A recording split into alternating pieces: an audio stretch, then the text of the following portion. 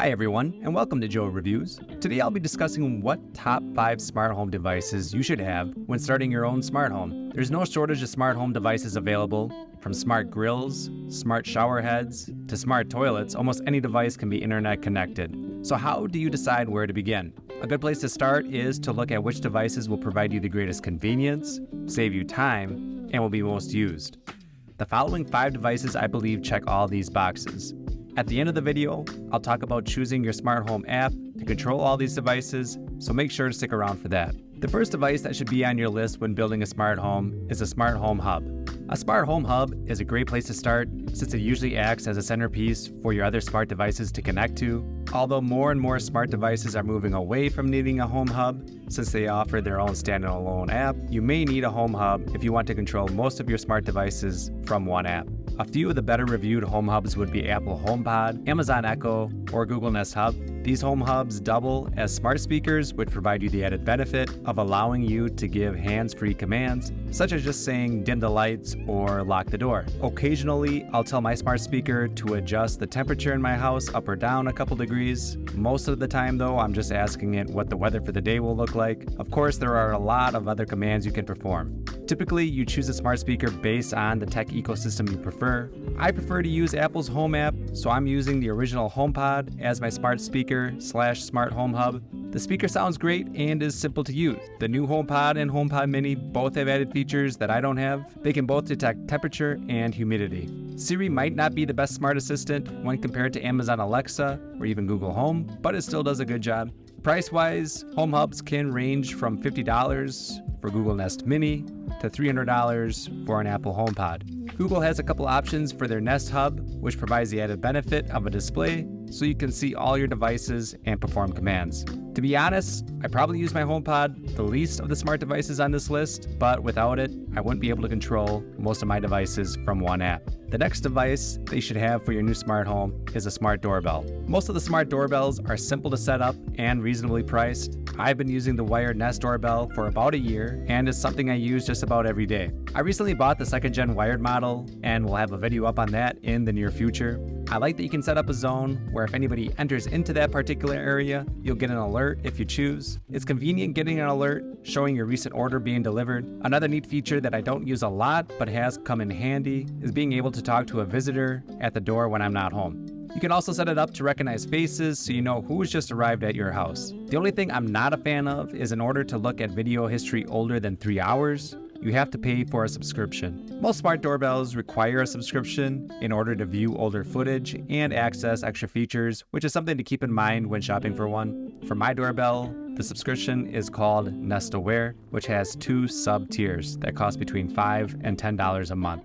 Most doorbells give you the choice of either a wired or wireless option. I chose the wired option, so I don't have to worry about charging the battery. Also, the wired option typically allows more recording since it's not trying to conserve energy to help save battery life. The battery option is easier to set up, however, versus the wired option. Other than Google Nest, smart doorbells by Arlo, Blink, Wise, and Ring are great options with excellent reviews. The biggest benefit that a smart doorbell provides is extra security. Having the ability to see who's at your front door before answering it provides some peace of mind. Plus, there are some insurance policies that give you discounts for having a smart doorbell.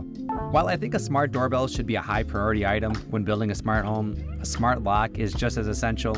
Of all my smart devices, I use the smart lock the most. Typically, we all enter and leave our homes multiple times throughout the day, which requires constant unlocking and locking. Having a smart lock allows you the option to not have to carry keys around, enables you to lock or unlock your door from anywhere, and never have to worry if you locked your house after you left it. Smart locks are fairly simple to install. Most take about an hour, and that can depend on your door. I've been using the Yale Assure Lock 2 for about 6 months now, and I highly recommend it. I have 2 of them, and my only complaint is that one of the locks drains the battery faster than the other lock. I get about 6 weeks of battery life out of one lock and 12 weeks for the other lock. They each take 4 AA batteries. If your lock dies, usually most locks allow you to use a 9-volt battery to charge your lock, just enough to get back inside and change the batteries.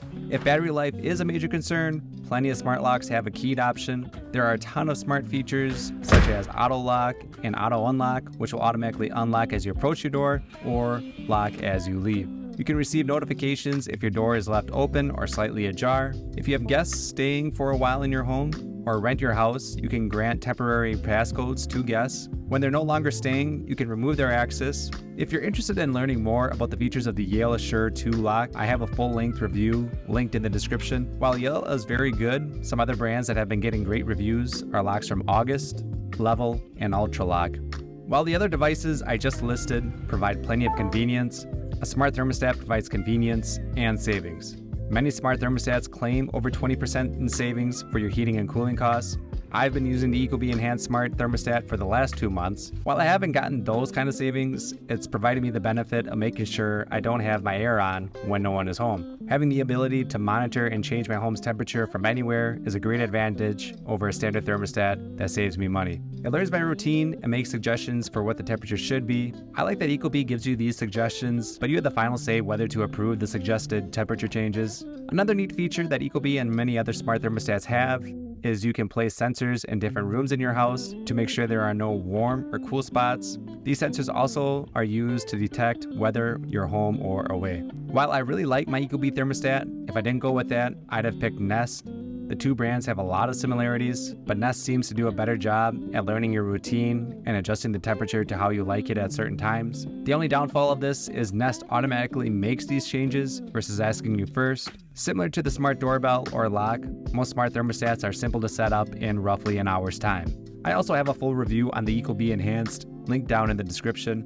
Wrapping up the top 5 smart devices to start with, smart outlet plugs are a great addition for any home. Smart plugs allow you to essentially turn non-smart devices into internet-connected devices. I typically use my smart plugs to turn on lights in my bedrooms and living room. I plan on using them this year for our Christmas tree. There are also smart plugs available that are outdoor rated, which work great for lights or sprinklers. I'm using a couple different smart plugs, one from Tapo and the other one is from Casa. They're both technically under the same brand, TP-Link. The Casa smart plug has a neat feature where it shows how much energy is being used by the device that's plugged into it. Great tool for finding devices that are draining a lot of energy that you may want to limit use on to save on energy bills. Both allow you to set up schedules or a timer for how long you want a device on. They also have this feature called Away Mode that I don't think I'll ever use, but with that feature on, it will automatically turn on and off devices to give the appearance that someone is home. The plugs themselves are quite small and work in most places.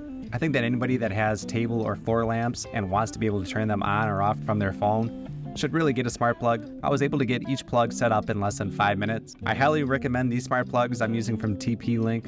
Otherwise, a few other popular brands for smart plugs include Philips Hue, Eve Energy, and GE. Those are my top 5 smart devices for starting your smart home. A couple runner-ups to these would be a smart router and smart lighting. I have been using a couple Eero routers in my house, one upstairs and one downstairs. This helped me achieve a strong internet connection everywhere in the house. Eeros come loaded with a ton of great features that I don't really use, but maybe you would depending on your family. You can block certain websites and apps, keep track of which devices are using the most data, and plus it doubles as a smart home hub.